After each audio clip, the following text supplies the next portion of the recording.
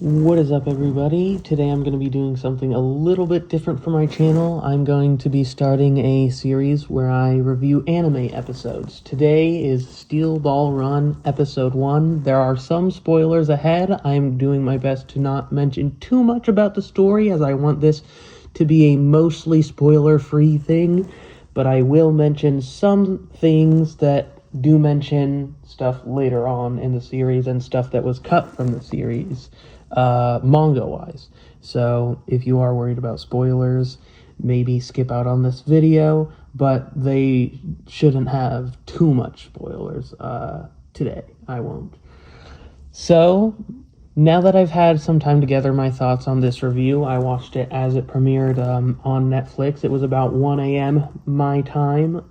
It's been a few hours. Right now I'm recording at 5 a.m. So, 40-minute episode. I've had 3.5-ish hours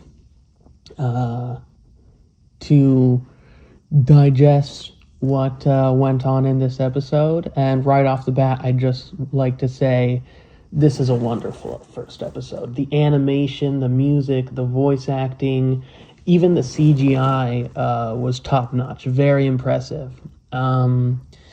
I am going to start off this video with one of the downsides of the adaptation, which is, of course, unfortunately, as with all adaptations, there is cut content, and sadly for me, some of the stuff that got cut was a bit of Sandman's backstory and a bit of the opening of the series. In the manga, we see Sandman running, people are chasing him and stuff, and we just get some stuff about, his lore, a bit about his family and stuff, but we also see an area in like a mountain with a ton of holes, and it's a little bit of foreshadowing towards the steel balls, and it adds a little bit of mystery at the beginning. We unfortunately don't get that, and there were some other things that got cut, a little bit obviously of dialogue and some bits of the race, like a little bit of the forest section got a little bit condensed, which was a bit sad to see. Obviously there was more, but those are like kind of the main things for me personally that I was like, that's pretty disappointing that it got cut. The next point is something I was fully expecting to hate on. I will fully admit that I typically hate to see the use of CGI in anime. I find it generally lazy and unappealing. So I came in biased against it, knowing that they were going to use CGI for the horses and such. But in episode 1, at least, we can see for the rest of the series. But for now, the CGI was genuinely so impressive. It wasn't good to the point where it's completely unnoticeable. I don't think that's ever something that's going to be possible, unfortunately. But it was very much good enough to where it's not really that jarring. There are a few very select moments, 1 or 2 second, clips where it's like, oh, wow, that's pretty noticeable. But the way they made the CGI match the aesthetic of JoJo was amazing. And considering how many horses they had to animate, I can 100% understand the choice to use CGI. It wouldn't make sense to hand animate each and every one of them. But what really needs to be stated is that, unlike with most CGI in anime, this was very clearly extremely high effort. It was doing its absolute best to not take away from the visual experience. They made sure to make these models, the way they look, the way they're shaded, the textures, the color, everything match the visual experience of JoJo's Bizarre Adventure Part 7. Next, I want to talk about the general animation and art. JoJo has always had a polarizing art style since its inception. I personally, when I first got into the series, was pretty turned off by the art of earlier parts. I obviously stuck with the story in the series, but I'm not a huge fan of, massive hulking muscle men and stuff. Luckily for people like me, Part 7 is in the era of JoJo, where the characters had already been slimmed down for quite a few parts. The slimming really started around Part 4, 5, and then 6 came. And by 7, Araki had really refined and honed that art style, so these slimmer characters looked really, really good here. And I really love that. The characters here look amazing. Gyro is striking and imposing. The color palette is wonderful. Johnny has a cool confidence, but sometimes he looks a bit, soft and pathetic. He's relatively young. And at others, he can look more serious. And I just really like that. And the little devil horns on his hat were a genius detail. I love that. Diego is just peak Araki design. Wonderful character. The colors, the face, the hair, the outfit, even his horse. The detail of the star on his horse's forehead is very interesting. Steven Steele looks great. Kind of a funny design, honestly, in my opinion. The hair's wild. And Lucy Steele was drop dead gorgeous, as expected. The overall character animation is pretty solid. The posing, as expected from this icon of a series, was so good. Such good poses. The syncing for the mouth movements was very good. I obviously watch with Japanese audio, and it looked pretty great. The characters obviously move pretty exaggerated at a lot of times, but when they needed to look a little more realistic and grounded, it was wonderful. We also have the ever iconic color shifts this series is known for, which is always nice. I love seeing alt color palettes. The backgrounds were also stellar. Very good background art, and on-screen effects were great too. Every time that steel ball spins, it looks so good. On the audio side of things, I'll split it into 3 categories: music, voice acting, sound effects. Starting with music, the soundtrack is absolutely jaw-dropping. I watched the episode with a pretty decently expensive pair of open-back headphones intended for music production. So, not just like a computer speaker or anything like that.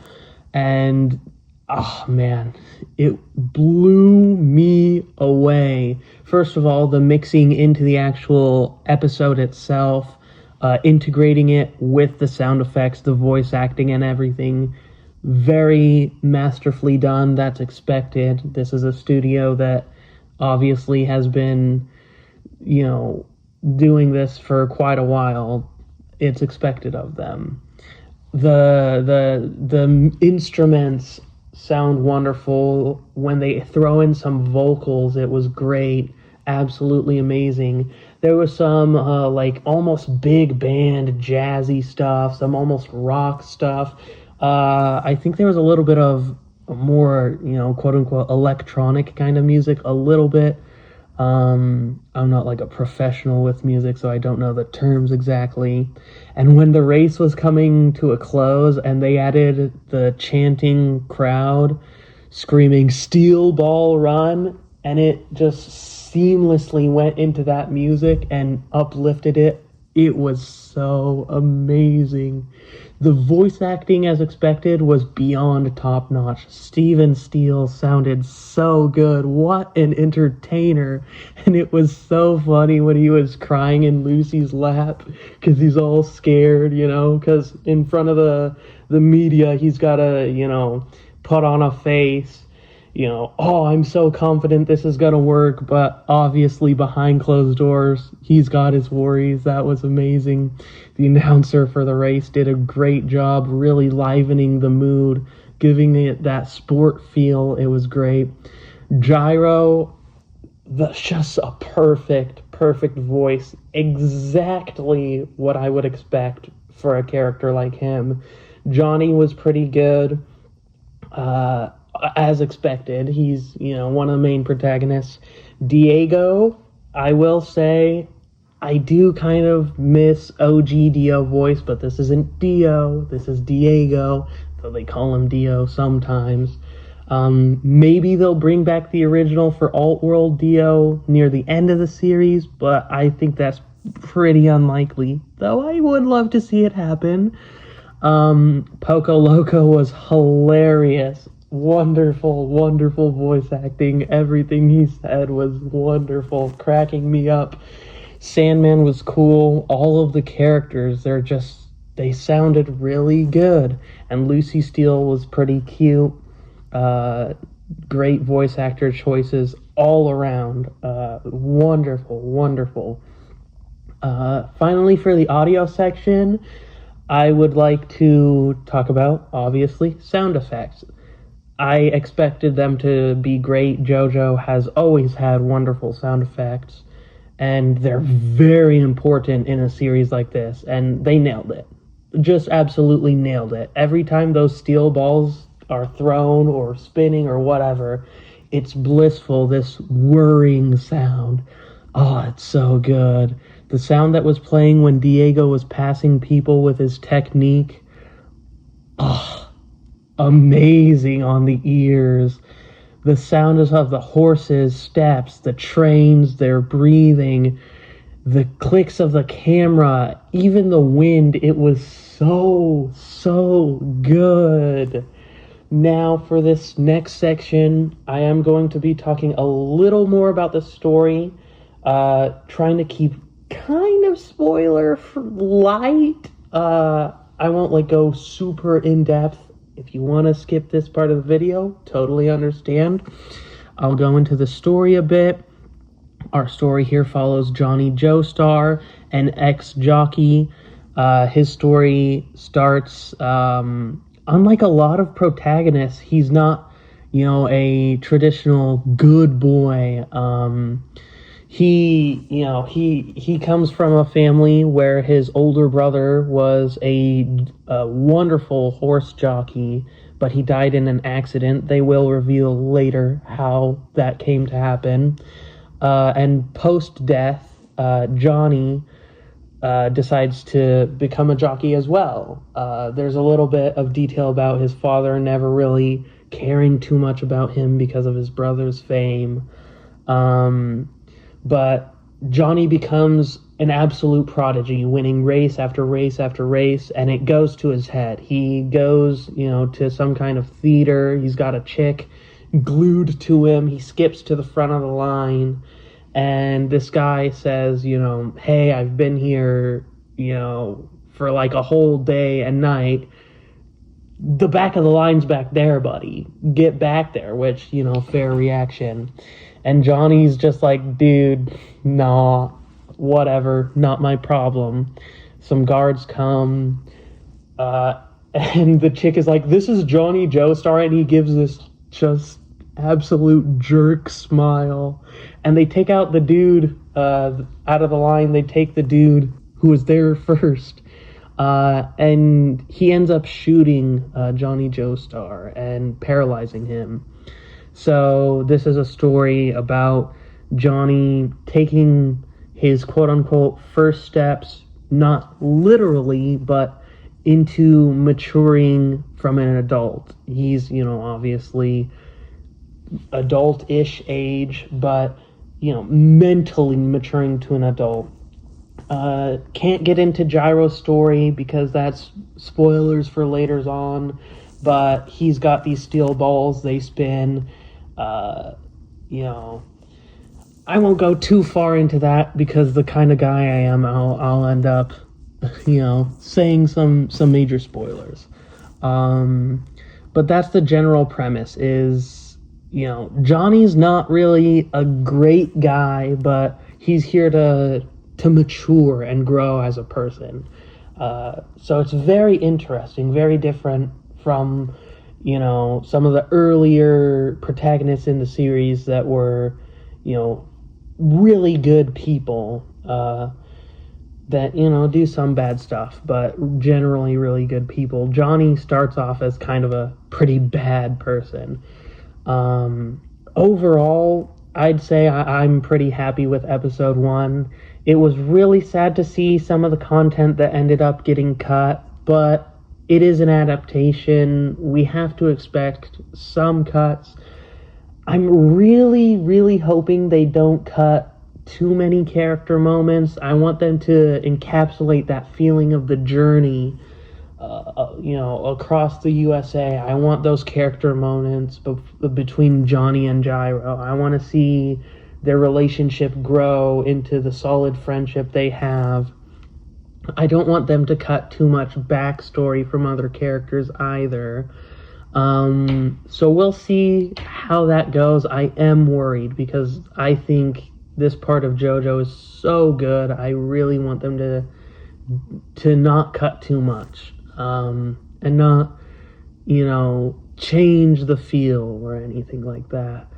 The general quality of this episode was just stellar. I can't give it a 10 out of 10 just because as a manga reader, I have to say there's a little bit too much cut for my personal liking, but there was also a few things in the episode itself that were, I mentioned before, a couple moments where the CGI for a few seconds is a little bit, not great. It's only a few seconds, but it was noticeable enough to me. But 9 out of 10, absolutely. I couldn't give it any less. I'd be willing to say maybe even 9.5 out of 10. I think that's very fair for this first episode. Anyways, I do plan to be reviewing each episode as they come out. I'm not sure if they're doing weekly, if it's going to be one of those, here's one episode, wait a couple months and we'll release a batch kind of deals. I am hoping for JoJo Fridays, although this released at 1 a.m. on a Thursday for me, so I don't think we're going to get JoJo Fridays. But we will see.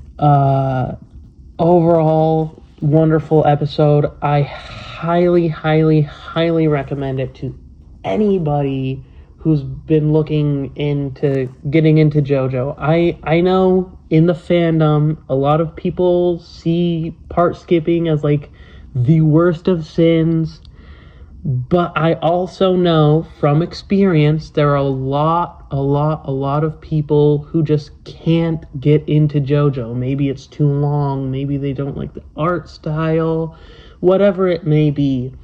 I don't condone it, but I will say if you are part skipping, 7's basically the best way to go with that.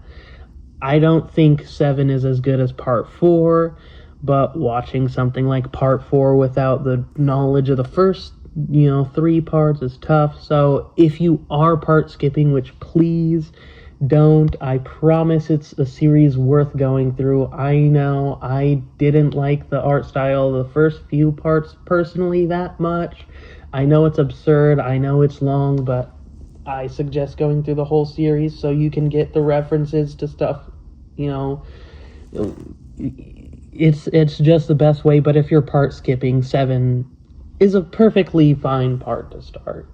It is a universe reset, so it's kind of its own continuity. 7, 8, and 9. I'm very excited for the future of this adaptation. I have very high hopes. I will be, like I said, making episodes, new videos every time an episode drops as soon as humanly possible. I do like to watch the episode and give myself a few hours to think about it, then script, then record. That's why this video's, out few hours after the episode. I don't think being the first YouTuber to put out a video is gonna help me. I personally, my review style is I like to watch something, really digest what I've just taken in, write out my script in words, then bring it to video. Of course, I don't follow the script perfectly. I do post what is supposed to be my scripts over on Twitter, but, I like to, give myself a few hours at least. So they won't be like right after the episode dropped, here's a video, boom, boom, boom, points here, points there. I do like to take a little bit of time. They will be day of episode releases, but they won't be premiere the second the episode's done, obviously. Thank you guys for watching genuinely so much. Have a wonderful and blessed day. I hope you all enjoy this new anime. Have a wonderful day, guys. See ya.